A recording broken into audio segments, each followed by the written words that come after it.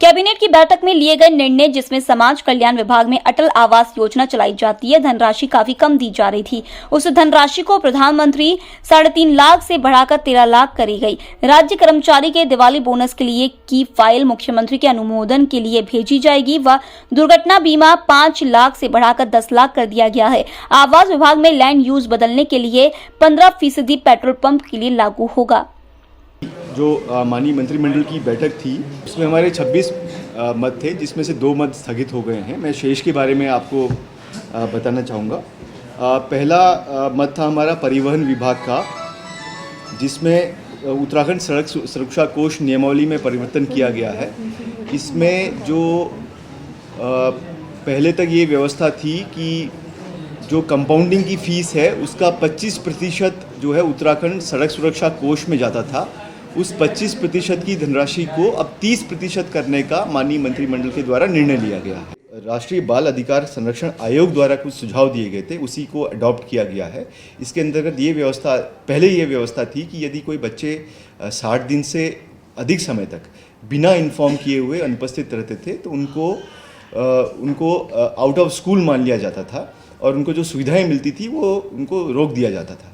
तो अभी इसमें जो बाल संरक्षण आयोग ने और माननीय न्यायालय ने भी इसमें निर्णय दिया है कि इसको 30 दिन किया जाए, यानी कि 30 दिन तक यदि कोई बच्चा अनुपस्थित होता है बिना बताए हुए तो उसको आउट ऑफ स्कूल मान लिया जाएगा। और जो हमारा शिक्षा विभाग है वो प्रयास अपने शुरू कर देगा कि वो उनके माता पिता और उन बच्चों से बात करते हुए उनको पुनः स्कूल में लाया जाए। सूबे की सरकार ने नौकरियों में स्थानीय महिलाओं को 30% आरक्षण पर रोक के खिलाफ सुप्रीम कोर्ट में विशेष SLP दायर की है। अब कानूनी दांवपेच के बाद तय होगा कि उत्तराखंड राज्य की महिलाओं को सरकारी नौकरियों में आरक्षण मिलेगा या नहीं। सुप्रीम कोर्ट IPL दायर किया है और क्योंकि हम पहले से प्रतिबद्ध हैं कि उत्तराखंड के अंदर महिला आरक्षण जो व्यवस्था चली आती है उसको हम लागू कराएंगे। और मुझे बताते खुशी मुख्यमंत्री जी का मैं हृदय से आभार भी व्यक्त करता हूँ कि उन्होंने अध्यादेश लाने की बात इसमें कही है। बहुत जल्दी कैबिनेट में अध्यादेश भी आ सकता है। सुप्रीम कोर्ट आपकी बात को भी मानता है, तो क्या ड्राफ्ट पे हम सुप्रीम कोर्ट में अगर गए हैं ना तो पूरी तैयारी के साथ जाएंगे और मुझे पूरा विश्वास है कि सुप्रीम कोर्ट यहाँ की भौगोलिक स्थिति को ध्यान में रखते हुए विषय पर विचार करेंगे। तो क्या सरकार के पास ये अधिकार नहीं है कि विधानसभा के पटल पर एक कानून बनाए? उसके लिए ड्राफ्ट तैयार करिए ना, उसके लिए कानून बनाइए कि आपने महिलाओं को उत्तराखंड राज्य में 33% आरक्षण दे दिया और आपकी प्रचंड बहुमत की भाजपा सरकार यहाँ पे भी है, केंद्र में भी है। तो भाई आप तो मुख्यमंत्री होकर पुष्कर सिंह धामी जी अपने केंद्रीय नेतृत्व को कहिए कि पार्लियामेंट में कानून लाए और पूरे देश में सबको 33% रिजर्वेशन तो कम से कम मिले, वैसे तो 50% मिलना चाहिए। पूर्व भाजपा प्रदेश अध्यक्ष व पूर्व कैबिनेट मंत्री बिशन सिंह चुफाल ने पिथौरागढ़ स्थित कार्यालय में प्रेस कॉन्फ्रेंस की। मीडिया से बात करते हुए चुफाल ने धामी सरकार के कार्यों की सराहना की। उन्होंने एक भर्ती घोटाले का पर्दाफाश किए जाने पर मुख्यमंत्री पुष्कर सिंह धामी को धन्यवाद देते हुए कहा कि इससे प्रदेश के उन युवाओं को न्याय मिलेगा जो कड़ी मेहनत कर सरकारी नौकरी करने का सपना देखते हैं। त्वरित जांच के माध्यम से जो आयोग के जो अध्यक्ष है, जो RBS रावत जी है, जो सचिव है मनोहर सिंह कन्याल जी, जो परीक्षा के नियंत्रण के है वो RS पोखरिया जी, वो दोषी पाए गए। उन पर तत्काल गिरफ्तारी की गई, जांच चल रही है।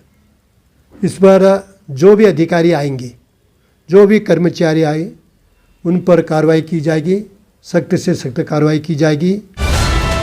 लालकुआं स्थित ऑयल डिपो की लोड गाड़ियों से चोरी से तेल बेचे जाने की शिकायतें लंबे समय से मिल रही थी, जिसके चलते इंडियन ऑयल के वरिष्ठ डिपो प्रबंधक नवीन कुमार द्वारा अज्ञात तेल चोरों के खिलाफ कोतवाली लालकुआं में प्रार्थना पत्र देते हुए मामला पंजीकृत कराया गया। वहीं वरिष्ठ पुलिस अधीक्षक नैनीताल द्वारा कोतवाली क्षेत्र में तेल चोरी की बढ़ती घटनाओं को अंजाम देने वाले अभियुक्तों को गिरफ्तार किए जाने के लिए कोतवाली पुलिस को आवश्यक दिशा निर्देश दिए। हमने टीम गठित की और फिर जब हमने तफ्तीश की तो हमें पता लगा कि यहीं पे एक जो ट्रांसपोर्टर का गोदाम है वहाँ पे कुछ लोग क्या करते हैं, उन जो ट्रक होते हैं उसमें लॉक लगे होते हैं, तो वो उन ट्रकों को रोक के उनके पाइप वगैरह जो लॉक होते हैं उनको काट के तेल निकालने के बाद में फिर से उसको वेल्ड करके और पेंट कर देते हैं ताकि पता ना लगे कि चोरी हुई है। तो ये जो है काफ़ी दिनों से चल रहा था और ये पूरा गिरोह जो है काफ़ी टाइम से सक्रिय था। तो ये इनका बताना है कि बहुत ये हर जो ट्रक है उससे लगभग 100, 200, 400, 500 लीटर तेल जो है उसे निकाल लेते थे। और फिर जैसे कि टेम्परेचर से तेल एक्सपेंड होता है तो वो कह रहे थे कि उतना ज़्यादा पता नहीं लग पाता, क्योंकि हम तेल का जो है वॉल्यूम लेते हैं। तो इस तरीके से इनका जो गैंग है वो काम कर रहा था। तो उसमें 2 लोग पकड़े गए हैं।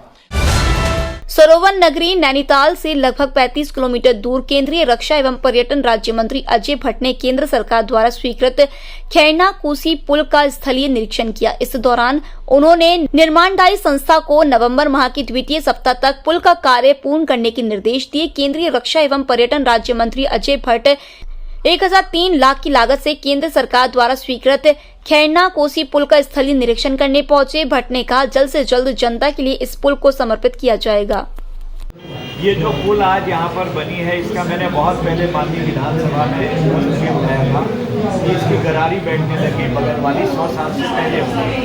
तो मुझे आपके रानीखेत डिवीजन में जो थे उस समय जो इसकी देखरेख करते थे उन्होंने मुझे अवगत कराया। तो धीरे धीरे हम लोगों ने ये वो बगल वाला पुल तो CRF से लिया, वो पल्ली वाला, उसका नाम कुजगढ़ वाला। गढ़ रतन नरेंद्र सिंह नेगी इन दिनों अपने नए गाने की शूटिंग के लिए कंपनी गार्डन मसूरी पहुंचे, जहां पर उनके नए गाने पर कंपनी गार्डन के कुछ दृश्य फिल्माए गए। अपने गीतों से श्रोताओं को मंत्रमुग्ध कर देने वाले गढ़ रतन नरेंद्र सिंह नेगी ने उत्तराखंड ही नहीं बल्कि देश विदेश में अपने गानों की महक छोड़ी है और आज भी उनके गीत लोगों की जुबान पर बसे हैं। नरेंद्र सिंह नेगी सामाजिक और रोजमर्रा की दिनचर्या के साथ ही सरकार को जगाने वाले गीत भी लोगों में खूब लोकप्रिय हैं। प्रेम गीत है मेरा और वो उसमें कुछ मुझे फूलों का साथ उसमें शूटिंग करनी थी। तो यहाँ ये कंपनी गार्डन में आया हूँ मैं मसूरी में, और यहाँ पे उसकी शूटिंग चल रही है।